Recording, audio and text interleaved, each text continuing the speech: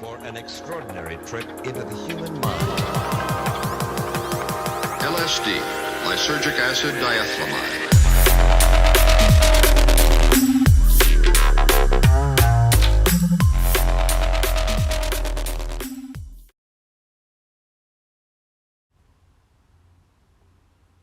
Capitalism on Psychedelics, the mainstreaming of an underground.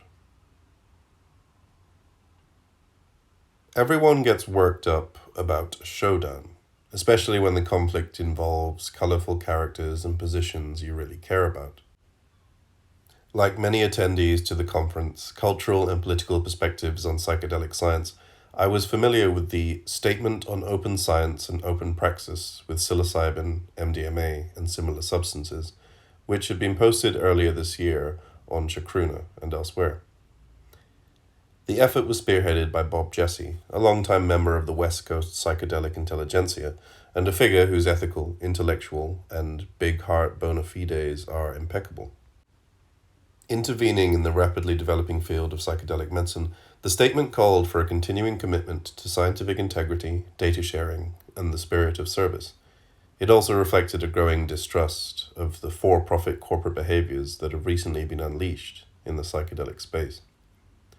Though Jesse was too careful to name names, the main sources of concern were two for-profit companies, Compass Pathways, a one-time non-profit, now moving aggressively into the psilocybin therapy space in Europe, and Eleusis, a less visible but more cheekily named outfit that has patented LSD for the treatment of Alzheimer's.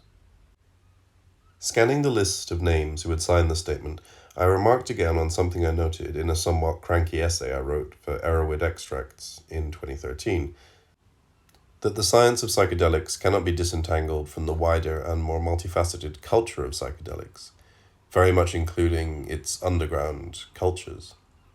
My essay was aimed particularly at MAPS, who at that point had already established its current dominance over the space of important psychedelic conferences, all of which stress the legitimating force of science in their titles and content.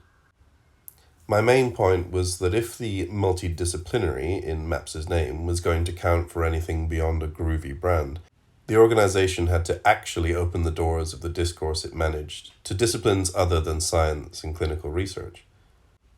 Though trained in the humanities myself, I was particularly concerned with the social sciences, which I hoped would provide some of the critical, contextualist, anthropologically informed, and politically sophisticated correctives to the mainstream juggernaut of individualistic psychedelic pharmaceuticals already in motion.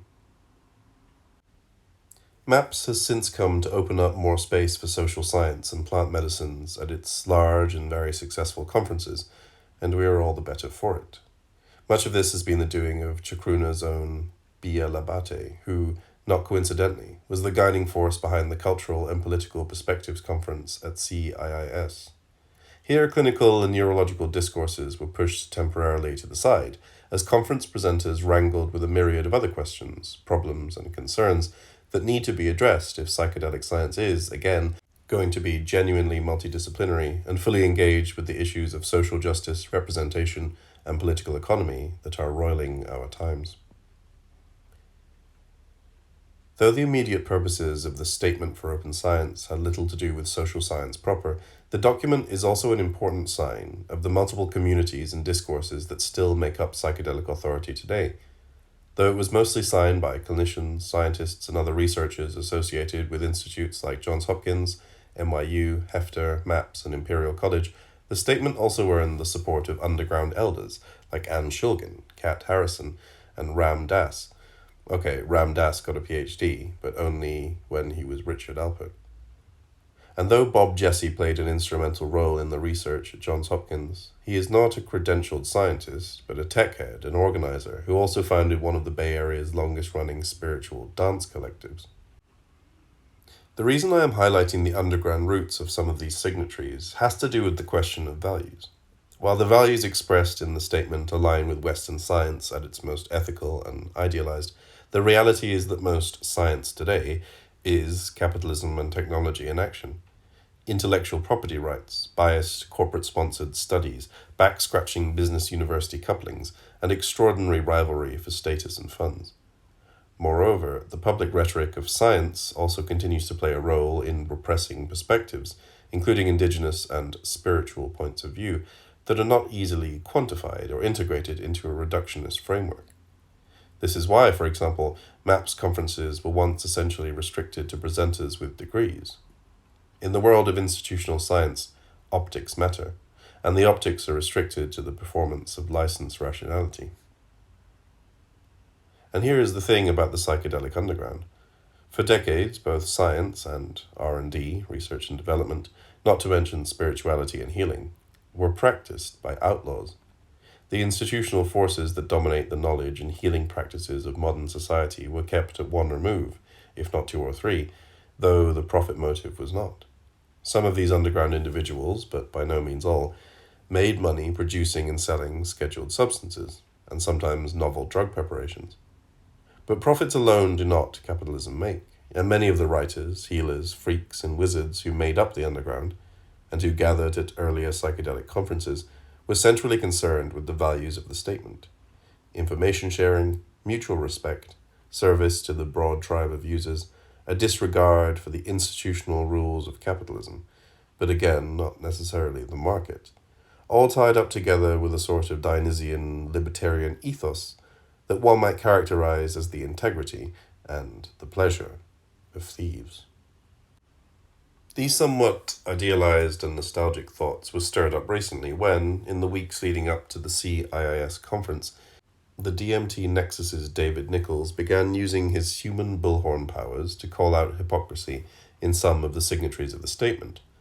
Nichols particularly set his sights on Rick Doblin, who has been working in some still rather unclear ways with Compass, including strategy discussions, the coordination of training programs, and the possible joint sharing of research and study sites. George Goldsmith, the head of Compass, has also described himself as a MAPS consultant. While the statement is non-binding, Dublin's cooperation looks like a double standard. It is true that other signatories to the statement, including Johns Hopkins' inestimable Bill Richards, were also working with developing therapeutic protocols with the company, work that Dublin claimed Roland Griffiths supported. Later, Jesse took the podium to correct this claim, pointing out that Griffiths has expressed reservations about cooperation with Compass. By focusing on MAPS rather than Griffiths, Nichols kept the question of the values of the statement, rather than narrower therapeutic outcomes, in play. The DMT Nexus, after all, is a paragon of underground science, a full instantiation of the outlaw research values described above. MAPS, on the other hand, absolutely needs to visibly turn its back on this legacy to succeed. This has put the organization in the awkward, if nonetheless very successful, position of digging into the hearts and pocketbooks of underground psychedelic enthusiasts, while dragging everyone into the garish mainstream light of regulation, big money trials, insurance plans, professional agencies, and a normalizing discourse that requires the marginalization of earlier and more unruly psychedelic authorities, visions, researchers, and community values. Nichols and Dublin appeared in a panel aptly titled Capitalism's Systemic Issues: Will They Emerge in Psychedelic Medicine and Practices? Bob Jesse began the panel with a cautious and sensitive presentation of his motivations in crafting the statement. Without going into particulars, he expressed anxious concerns about the inherent dynamics of for-profit companies who, in their mandated responsibility to shareholders, are required not only to bring the best products possible to market, but to interfere with potential rivals. Here, Jesse was most likely thinking of the USONA Institute, a 501c3 outfit, on whose board of directors he serves, which is designed to maximize the therapeutic potential of psilocybin at the lowest possible cost to patients. Imagining a world where both USONA's board and Compass's shareholders are grinning ear to ear is, needless to say, challenging. Jesse's concerns were largely pragmatic, and keyed to an anxious but well-deserved understanding of how capitalism works on the ground. Rick Doblin followed up with more pragmatism, but from the other side. Given his perennially cheery view, which has never seen a conflict it can't ameliorate with a smile, it is unsurprising that where Jesse sees the potential for destructive interference, Dublin sees a garden where 1,000 flowers, including for-profit ones, may bloom. But Dublin has spent decades intelligently and idealistically navigating these regulatory and institutional questions, and Mapp's path to success is very solid.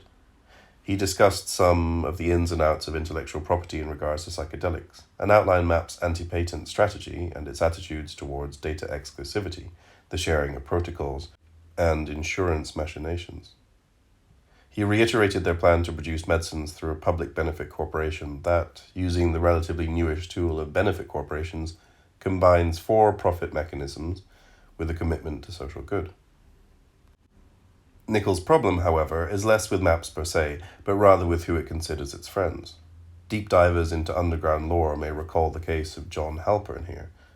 In discussing Compass, Dublin did not address any of the larger systemic problems with capitalism, pharmaceutical companies, or the current therapy regime, nor did he address the distinct possibility that these mainstreaming forces may significantly corrode the global transformative potential for psychedelics at this tense juncture in the planet's history. This is because, as a pragmatist, he made his pact with the system decades ago. Dublin seems to genuinely believe that large-scale global transformation will occur by getting these substances into the nervous systems of people on an individualist basis under the current regime. What is important is the delivery of the medicine more than the motives of the deliverer. At one point, while discussing Compass, Dublin made an interesting verbal slip. Though he wanted to say they, he said we instead. Translation: for MAP's global effort to succeed, even in its largely non-profit terms, corporate players, and the shareholders behind them, are part of the team. This is not a comfortable stance for those of us who believe that, as Nichols later put it, today's dominant culture is not a reality to be accommodated, but an existential threat to be resisted. Along these lines, Geoff Bathje followed up Dublin's presentation by repeating arguments against capitalism familiar to anyone who has been paying widescreen attention to the political landscape in recent years. His strongest points concern the way that psychedelic therapy, applied as solutions to individual psychological problems rather than broader social conditions, risks simply feeding into the self-improvement logic that increasingly underscores capitalist subjectivity, and that has already shown a remarkable capacity to absorb, defang, and redirect potentially transformative practices like yoga and mindfulness meditation. In this way, psychedelics may, and already are, contributing to the cancer that Bathje calls elite perfectibility. With firebrand fervor, Nichols followed up on these sentiments, but with the passion of an Occupy veteran. He drew attention to the inequities and iniquities of late-stage capitalism, asking those of us who consider ourselves responsible for the shepherding of psychedelics into the larger world to consider what we are signing up for in making a pact with the medical model and the respectability politics that accompanies it. He also took pointed digs at some of MAP's more outrageous right-wing funders, like Rebecca Mercer, and argued that the fact that the notorious Peter Thiel has invested in Compass suggests, with apocalyptic clarity, that the mainstreaming of psychedelic medicines is already bound up with an authoritarian, military-industrial medical framework that does not have the world's best interests at heart. Nichols is a radical, and Dublin is not. Indeed, it is rare to find such a diversity of political views in an academic panel. What are we to do with such divergence? The usual social media-abetted strategy is to choose a side and drill down on the enemy with hysterical intensity. But there is also a more ecological approach, one that recognizes that politics is a complex system, not a game of winner-takes-all. As the human endeavors of psychedelic science and psychedelic culture continue to grow, bifurcate, and complexify, the field itself grows more multidimensional and more genuinely multidisciplinary.